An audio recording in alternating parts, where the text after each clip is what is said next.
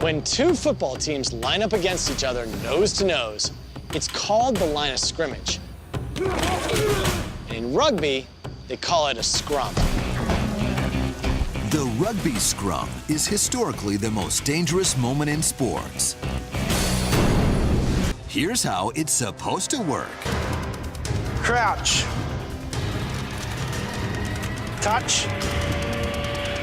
Pause. Engage.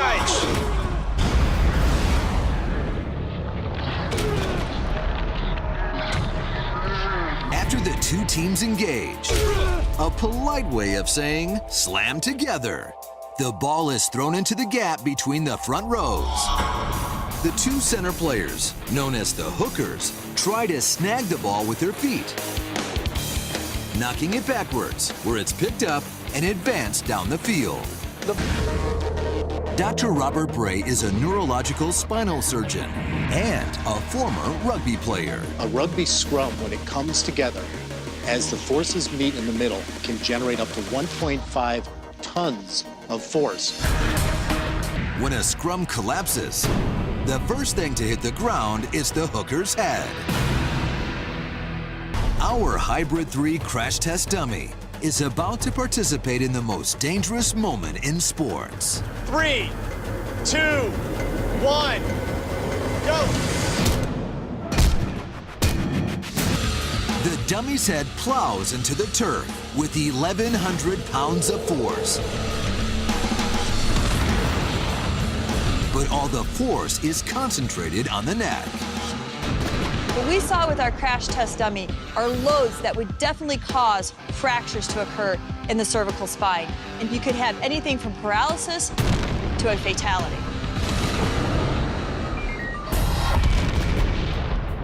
With a severe torque or bending force, the ligaments running up the spinal column can tear loose as the neck is unnaturally bent. The injury created is called a hyperflexion injury, which means the head's rolled down and forced forward, and it actually dislocates the mid-neck and can sever the spinal cord. Something Mike Cron told me years ago, you kind of need a sequence to, first thing is sort of your setup, so your posture. I think that's a massive thing people don't kind of pay a lot of attention to. I think as long as you get that in the setup, you get, you see the props sort of flat back, what type of thing.